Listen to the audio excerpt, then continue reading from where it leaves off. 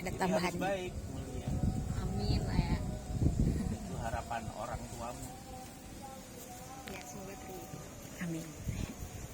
Ya, siapa namamu? Iqbal. Teroris. Jangan sampai, Pak. Jangan sampai. Di ITB banyak teroris, Mas. Silakan deh, nggak apa-apa. Kamu mau di mana? Nggak apa-apa. Nggak mengganggu ya. Ya sudah. Kalau mau dimulai. Apa yang mau kalian tanya setelah datang dan melihat? Saya yang mau tanya, kenapa kalian datang ke sini?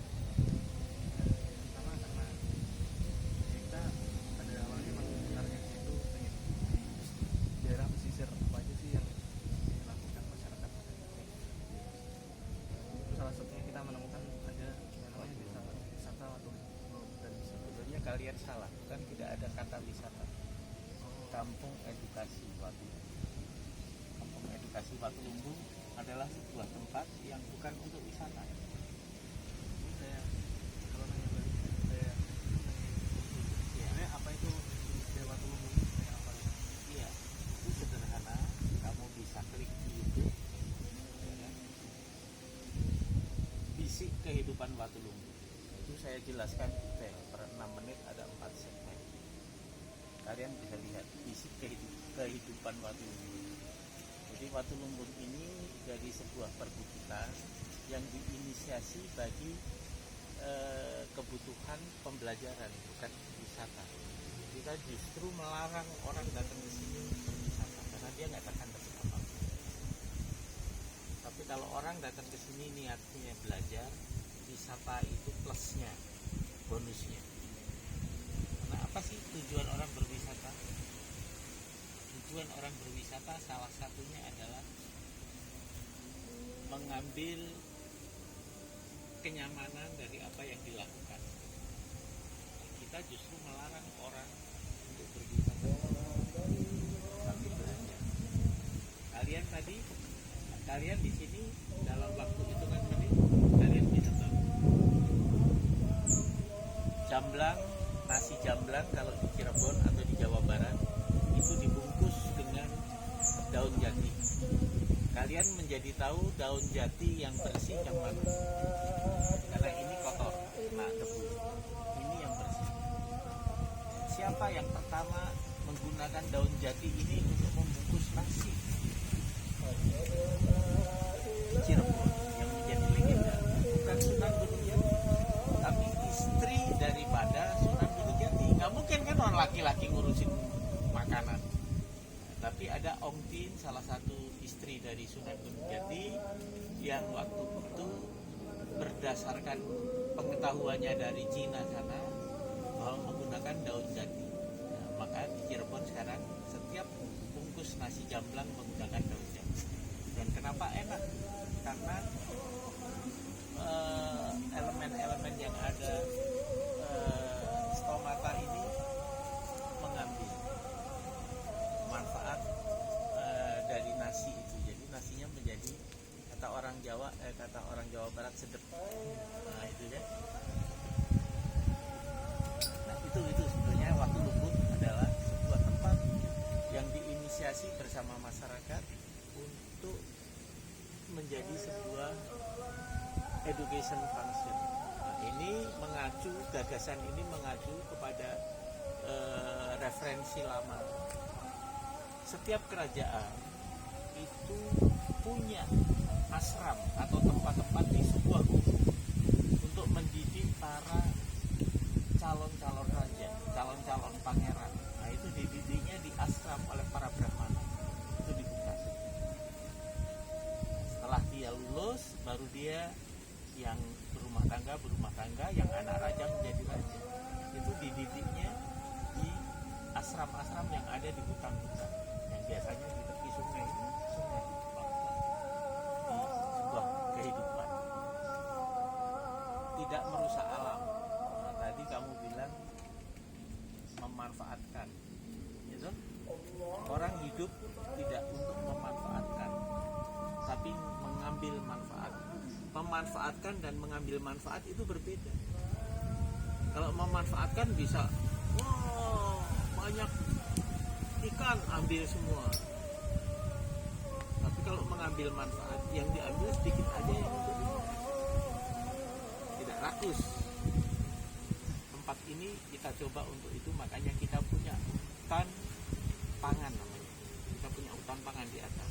Siapa saja yang mau ke hutan pangan harus punya waktu minimal 12 jam.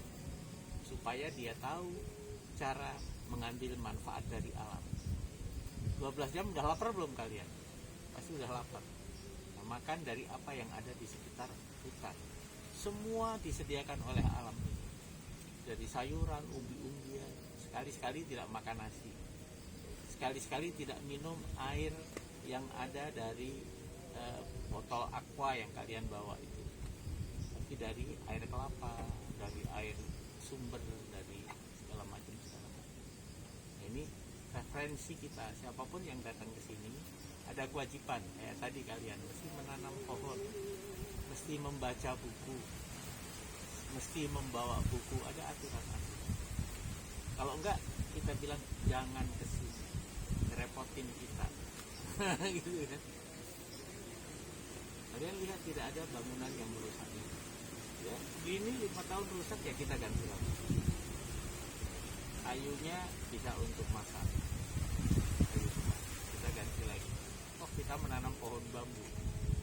Usia 5 tahun bambu itu sudah bermanfaat.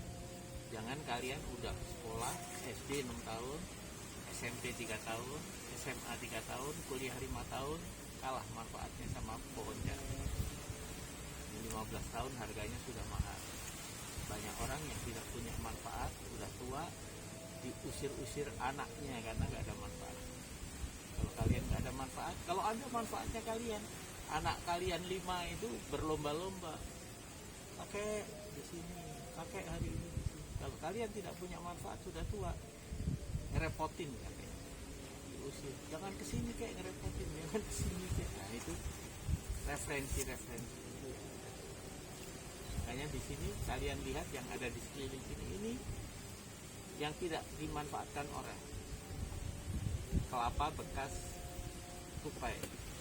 Ini jatuh di sini jadi indah, begitu ditaruh dikasih tanaman. Banyak tamu yang senang bawa, silakan sok. Kalian bisa lihat sepatu-sepatu yang nggak kepake di kos kalian banyak itu. Beli sepatu udah bosen nggak ngapa-ngapain. Di sini bisa jadi tabu lampu untuk menambah keindahan. Tapi sebetulnya kita tidak bicara keindahan di sini. Tapi bagaimana mengambil manfaat dari barang-barang yang kurang bermanfaat di tempat yang kalian lihat TV banyak. Jangan lihat TV-nya, ada tulisan-tulisan. Apa pesan moralnya? Karena televisi ini waktu diinisiasi oleh pabriknya itu untuk mengambil manfaat dari berita-berita, iya kan? Tapi sudah tua, sudah ganti generasi, sekarang sudah flat, TV ini nggak ada gunanya kata orang. Di sini justru kita fungsikan untuk memberi informasi, nah, karena ada tulisan-tulisan, ada orang yang bilang ulang tahun, ngucapin selamat, ada orang yang kayak Kapolda menuliskan hargailah kearifan lokal, kayak orang banyak juga yang pengen kuliah di UGM 2018 semoga diterima. Dia tuliskan sebelum dia diterima. Waktu diterima senang dia kesini lagi, ini yang nulis dulu saya, terima kasih. Artinya dia datang lagi kan kedua kalinya, sudah berbeda melihat televisi yang bekas tadi sebagai barang bekas sama televisi yang menyuarakan keinginannya dia. Nah, hal-hal yang seperti itu yang di tempat ini kita ada aturan. Tamu harus saling melayani. Kita nggak melayani, kita menginisiasi aja, kita mensupervisi aja. Ayo sok mau apa, mau serai, sok mau wedang salam, mau wedang uwuh, mau apa, semua bisa dibikin di dapur. Kita cukup sediakan dapur, kita sediakan gulanya, kita sediakan kompornya, yang seneng kompor, yang seneng kayu bakar dengan tungku yang lama juga bisa. Mau makan ada, metik sendiri. Orang Jawa Barat cukup cabai sama dedaunan kalian. Apa lagi? Ya mungkin kan dibilang bahwa tulisannya itu tempat ini sebenarnya tujuannya untuk edukasi, tapi sebenarnya edukasi seperti apa yang pengen disampaikan? Ya sederhana, mau seperti apa tergantung tamunya. Iya. Kalau tamu yang respon, kalian tadi minum air seri, kalian tahu cara dibuatnya, itu sudah edukasi. Kalau kalian gunakan itu di kosmo di ITB sana, bawa ceret saja dengan daun serai dan gula, itu sudah bisa menghidupi kamu. Siapa yang mau wedang serai? Bayarnya berapa aja? Orang bayar 1.000, 2.000, dikumpulin 50.000 dapat itu. Cukup nggak untuk itu? Cukup 50.000 itu. Hanya karena sebuah pengetahuan dari cara membuat wedang serai, mamanya seperti itu. Bagi yang ingin pengetahuan yang lain, tentukan, jadwalkan mau ngapain di sini. Mau diskusi, kita panggilkan narasumbernya. Narasumber yang kayak apa yang dibutuhkan. Mau profesor, mau doktor, mau orang yang punya pengetahuan setara dengan profesor, tapi tidak punya gelar karena dia tidak mencari gelar. Petani-petani di sekitar kita itu ilmunya nggak kalah dengan profesor doktor. Hanya karena dia tidak mencari ijazah.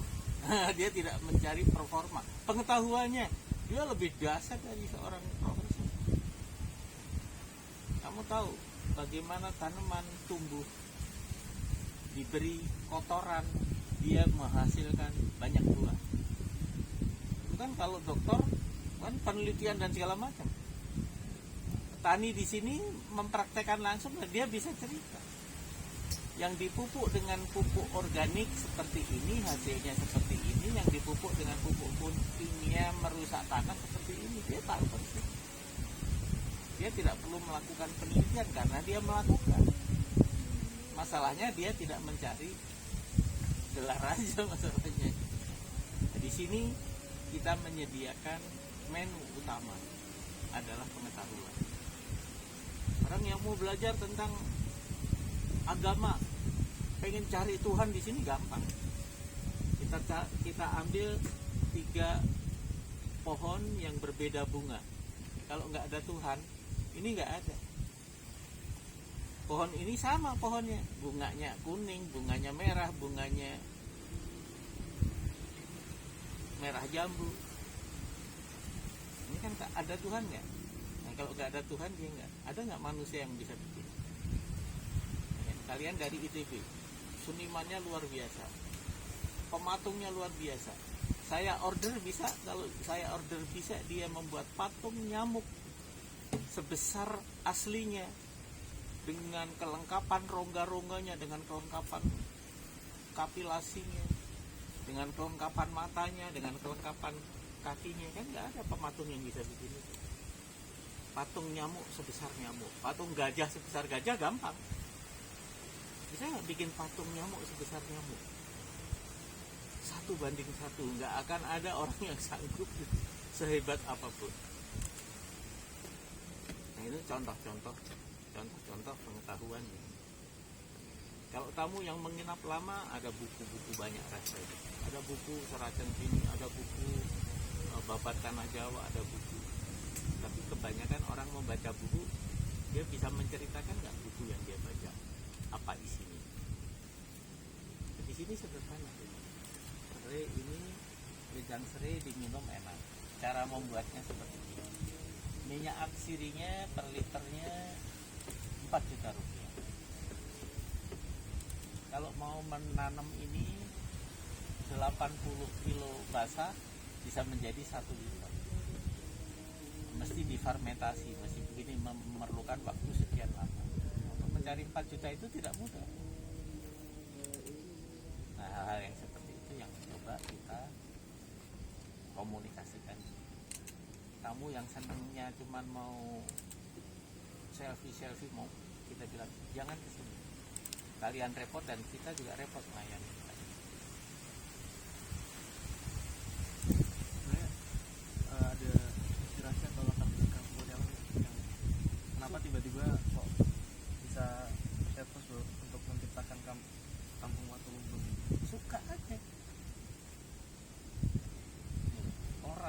sudah pada titik nadir. Saya tanya, orang yang senang bepergian itu apanya yang dicari? Senengannya. Di tempat yang seperti ini, sehari bayar 1 juta. Pelaku kan? Itu kan konsumtif. Hari ini ke sini, hari besok kemana, hari besok ke mana. Saya berpikir sederhana aja. Saya menikmati tempat yang seperti ini, saya bayar diri sendiri. Kalau ada orang lain itu bonusnya.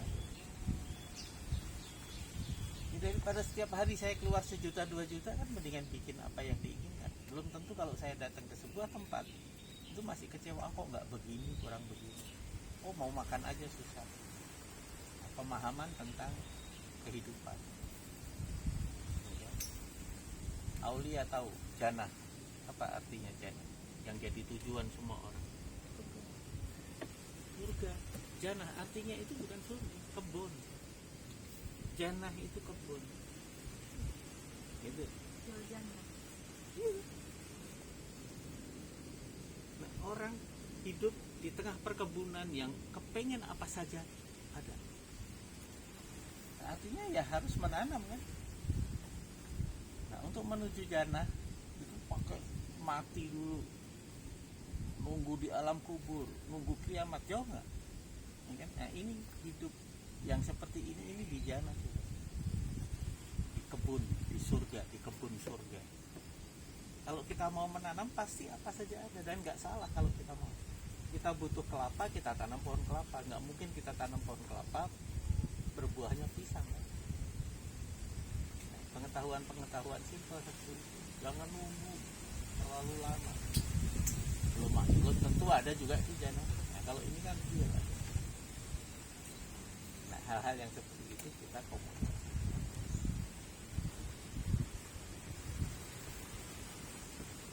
Apa Cik Mak? Mau nanya apa? Belum hari ibu, belum ngucapin selamat hari ibu. Gimana kamu dilahirkan sama ibu? Iya.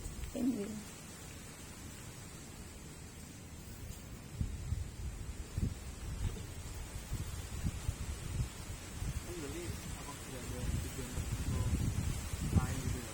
Kita nikmati aja hidup. Karena ya pengen kita jadi menikmati kelakuan. Dan apa yang dibutuhkan orang itu adalah bermanfaat untuk orang lain. Selesai. Kalau ada orang yang nggak bisa mengambil manfaatnya, ya jangan kesini kan sederhana. Karena akan selalu ada suka dan tidak suka. Jangan kita lakukan semua. Kalau kita suka, kita lakukan, kita lakukan. Nah, ini yang coba kami lakukan. Dan saya sedikit informasikan, justru yang suka seperti ini kebanyakan orang asing. Tamu saya itu 90% orang asing. Saya Muslim, orang-orang Nasrani, teman-teman saya datang ke sini untuk mensupport. Apa sih? Butuh pohon apa? Ya saya tinggal sebut aja. Saya perlu pohon ini untuk menciptakan jannah. Pohon ini. Dan terus gitu.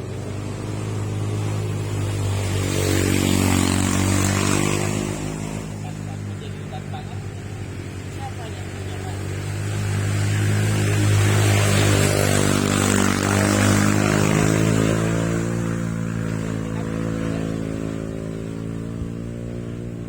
Kalau tidak ada orang datang, masih ada kelelawar, masih ada tumpang. Jadi sederhana. Jadi hidup itu yang sederhana, yang saya bilang satu piring tuh yang gitu.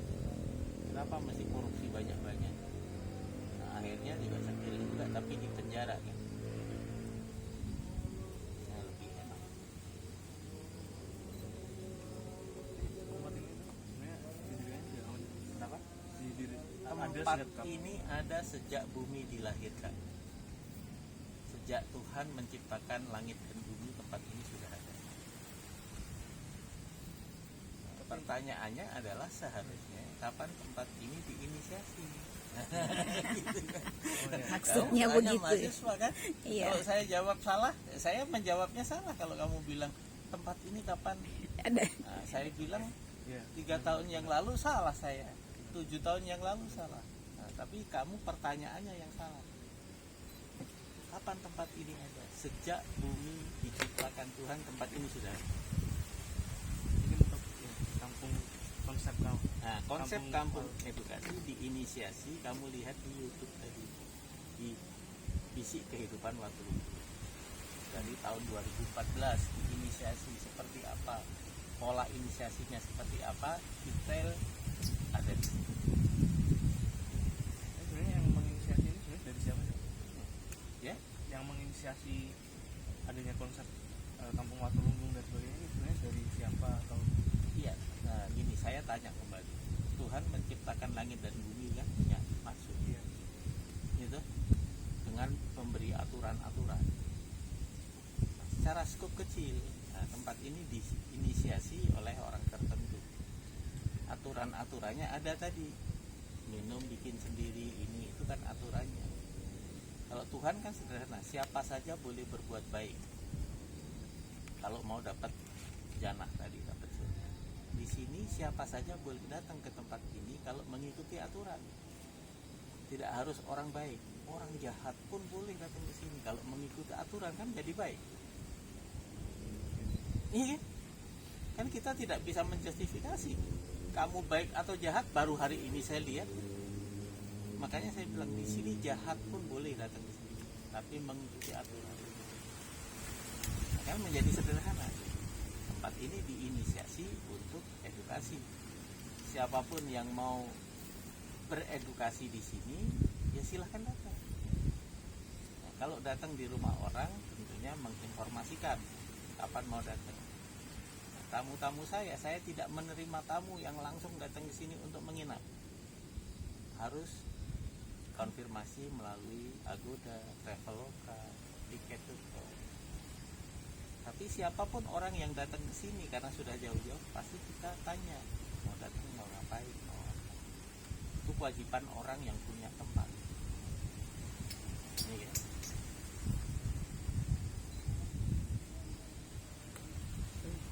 lalu buat yang sebenarnya mengelola daerah sini tuh siapa? Ya masyarakat daerah. ya, masyarakat yang bergabung di sini. Kamu di rumahmu ada kamu, adikmu, ayahmu, ibumu, kan yang mengelola rumah itu. Masyarakat Kalau orang lain kan kamu. yang masyarakat desa di sekitar daerah sini atau sebenarnya Siapa saja yang pernah ke sini itu punya hak dan kewajiban.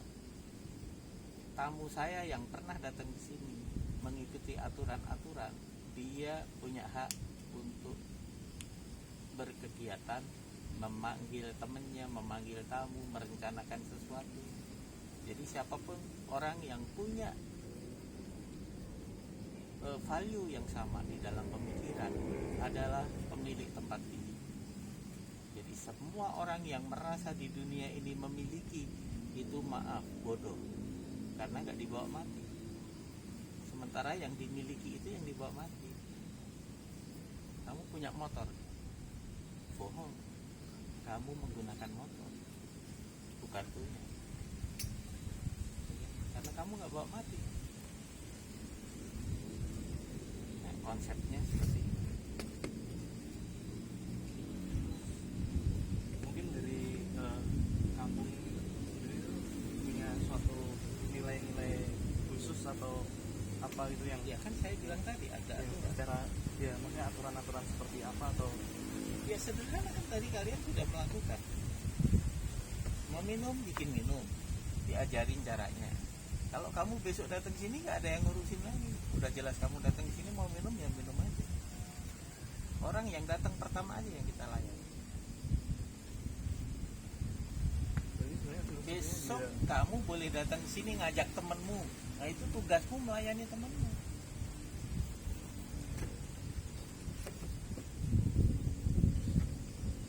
Bingung Kan dia. jadi simpel. Maka tempat ini nggak perlu ada banyak orang yang melayani.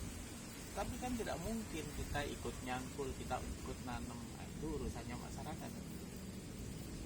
Kita tinggal manen aja. Manen singkong, manen jagung, manen sayuran, manen apa.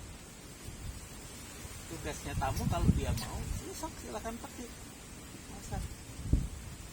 Kalau banyak orang karena dia sudah memberitahu kan gampang. Kalau masih di bawah 20 itu satu orang cukup melayani. Setiap 20, 15 sampai 20 orang itu cukup satu orang melayani yang berbuat baik. Yang 14, yang 19 boleh kemana-kemana. Satu orang, dua orang di dapur. Nah, itu hal yang simpel. Tapi itu kadang-kadang dilupakan orang.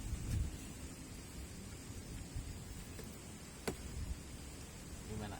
Iqbal, apalagi?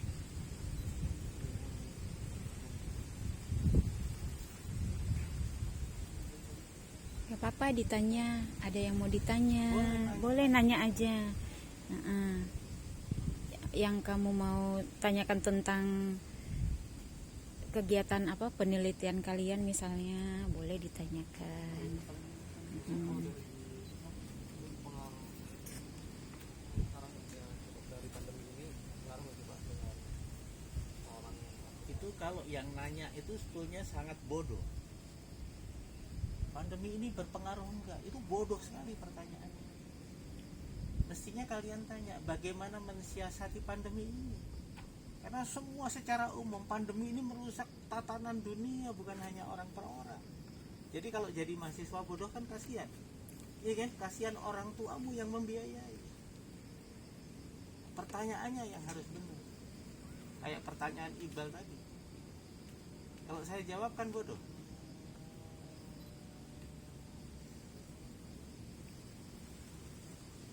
Iya kan? Apa pertanyaanmu coba ralat? Ya sederhana, karena semua orang itu berpengaruh terhadap pandemi. Strateginya ya sudah, kita dengan media sosial kita mengkomunikasikan tempat itu hanya untuk orang-orang yang tidak takut mati aja.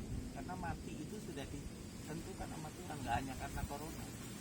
Yang mati ketabrak mobil setiap hari itu lebih besar, lebih banyak dari yang kena pandemi. Kenapa jalannya nggak ditutup? Kan mestinya kalau banyak yang mati tabrakan kan yang disalahin jalannya atau motornya, kenapa pabriknya nggak ditutup? Orang kita tanya dokter, saya tanya, boleh tanya, kalian tanya ke dokter. Ada yang sembuh dari pandemi, ada yang sembuh dari corona. Kamu tanya obatnya apa? Oh, obatnya belum diketemukan. Kalau dia sembuh, itu kan karena memang belum dijadwalkan mati aja kan. Nggak pandemi, nggak kena corona itu yang mati lebih banyak. Nilai itu yang mesti kita yakini. Karena hidup dan matimu itu kan urusannya Tuhan, bukan urusan kita.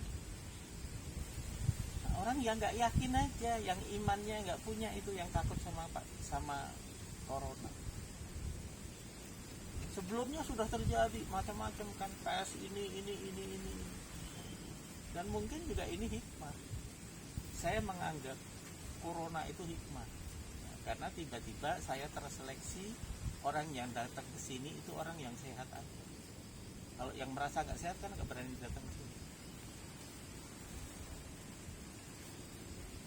Jadi nggak ada urusan itu dengan pandemi. Karena semua orang terpengaruh dengan itu, bagi sebetulnya orang yang kurang bisa berpikir jernih. Pohon-pohonan saya nggak ada urusan dengan pandemi, tumbuh aja dia. Sayuran, singkong, jagung, nggak ada urusan dia sama pandemi. Tapi banyak sayuran yang terpengaruh. Kenapa? Karena ditanamnya tidak organik. Orang makan sayuran dan racun, kok bangga. Nah kalau itu kena imunisasi, kena penyakit, itu kan pantas kan. Hikmah daripada corona adalah pola hidup sehat. Semua menyadari itu aja. Yuk, siapa lagi? Aulia? Ini Pak, paling kan kalau saya baca ini ada serambi langit ya di sini. Emang ada yang lain Pak, yang di atas itu emang ada serambi apa aja sih? Terus emang bedanya apa gitu? Ya, tadi saya bilang tempat ini kalau kalian lihat profilnya daripada Watu Lumbung itu ada di YouTube, Divisi Kehidupan. Kita itu ada 5 venue. Nah, ini venue ini sebetulnya lobby dari activity kegiatan. Di bawah ada snack handling, kita tutup karena tidak begitu. Di atas lagi ada Watu Lumbung Kultur Resort. Nah, itu ada semuanya, ada aturan-aturan. Di atas lagi ada hutan pangan. Nah, yang terbaru kita sedang menginisiasi sebuah tempat namanya Lumbung Pangan Keluarga. Lumbung Keluarga kita bekerja sama dengan 15 kakak masyarakat yang di sekitar kita dan Karinakas itu dari Keuskupan Agung Semarang. Itu kita memfasilitasi untuk menanam dengan pola hidup sehat, tidak menggunakan pupuk-pupuk kimia, tidak menggunakan. Nah, itu siapa saja boleh datang ke sini untuk ambil. Namanya lumbung pangan. Kita tidak komersilkan. Orang yang menyadari saja silakan datang. Yang tidak menyadari ya jangan. Ngapain? Nah, gitu ya. Terus kita sedang membuat tempat ini menjadi Taman Aksoka. Kalian tadi menanam 2 pohon, akan melengkapi 48 jenis pohon yang lain. Akan ada lagi di sini namanya Taman Salokopotro. Ada 72 jenis tanaman yang bermanfaat dan bagaimana pola membudidayanya. Nah, ini sedang kita komunikasikan, sedang kita mengajak orang yang mau saja, kita tidak.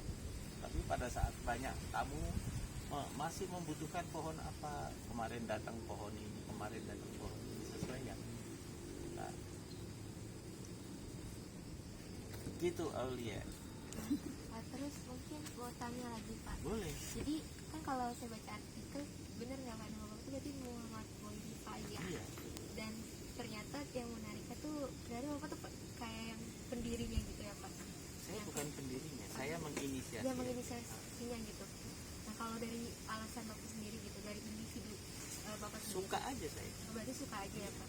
Itu sejak kapan Pak udah mulai suka buat Suka itu saya sudah sejak 30 tahun yang lalu. Karena saya menyisihkan 20 sampai 25% dari setiap penghasilan saya bekerja itu untuk mencita-citakan sebuah tempat yang seperti ini untuk kepentingan pribadi. Tapi bahwa akhirnya banyak orang suka, ya silakan. Nah, gitu. Karena kalau saya tadi bilang, kalau saya mesti konsumtif tempat seperti ini kemanapun saya pergi, saya harus membayar 1 juta sampai 2 juta dengan travelingnya. Sekarang setiap hari saya posting kos 2 juta. Kalau selama 10 tahun, target saya 10 tahun, itu artinya 10 tahun itu 3.600 hari. Iya kan? Karena 1 tahun, iya kan? kurang lebih? Nah, itu kan kalau kali 2 juta, itu kan hanya 5 miliar, 5 sampai 7 miliar. Iya. Bayangin kalau saya selama 7 tahun itu kemana-mana, itu menghabiskan uang itu, kenapa nggak uang itu saya daya gunakan untuk membangun kawasan yang seperti ini? Minimal land equity-nya kan naik. Iya. Minimal saya bicara jangan bicara hektaran, saya bicara 2 hektar saja. 2 hektar kali 1 juta ada berapa? Ada 20 juta. Iya. Ada 20 M. Ini kan 2 hektar 20.000 kali 1 juta berapa? 20 miliar. Iya kan? Bayangin dengan modal yang sekitar 7 M menjadi 20 M, itu persentasenya berapa? Persentasenya kan di atas 300%. Iya. Iya kan? Di bank manapun kan nggak bisa. Iya. Ini kan sederhana. Nah, itu saya hanya belajar dari satu tanaman jagung. Tanaman pohon jagung itu ditanam satu kan, Iya. dalam 100 hari itu menjadi 700. Berapa kali lipat? 7.000%. Iya kan? Iya. Nah, itu tidak banyak orang mau belajar dari situ. Satu pohon buah, kamu menanam buah apa saja dalam 3 tahun pasti berbuah. pohon keras, kita bilang mangga. Kamu nanam pohon mangga 3 tahun 1000 hari berbuah, jadi satu. Nah, pada saat pohon itu berbuah setiap tahun, dia menghasilkan minimal 200.000 dari pohon yang nilainya kalau beli bibitnya 10.000. Yang bekerja kan alam, bukan kita. Nah, makanya kita mesti mengambil manfaat dari alam. Kalau kita semua berpikir sederhana begitu kan mudah sebetulnya hidup.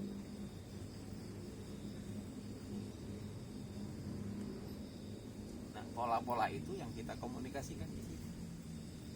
Pohon ini diem aja nih, pohon di belakang ini diem saja nih. 4 tahun, 5 tahun ini. Nah, ini sudah ya 1 juta lah. Kalau di sini kita tanam 1000 pohon kan kita sudah punya 1 miliar. Nggak bekerja kita. Yang bekerja alam. Pohon itu selama kita tanam, selama kita ada di sekelilingnya, dia tetap akan hidup. Yang menghidupi alam semesta. Karena Tuhan akan menciptakan hujan, menciptakan dinginnya malam, menciptakan panasnya matahari. Itu sebenarnya semuanya dibutuhkan oleh makhluknya yang ada di muka bumi ini. Gitu. Karena di sini kalau tertarik, malam Natal boleh datang ke sini. Ngobrol-ngobrol, banyak orang. Kita open, kita programnya itu adalah jagongan migunani dalam bahasa Jawa. Dalam bahasa Indonesianya sare sehat, ngobrol-ngobrol yang ada manfaat. Kita ada di bawah bioskop galeri, bisa menonton film-film yang kita buat di sini. Kita membuat film-film pendek-pendek. Tamu yang ngomong, setelah tamu kita jelaskan, tamunya punya kewajiban ngomong. Ini pohon, ini manfaatnya, ini.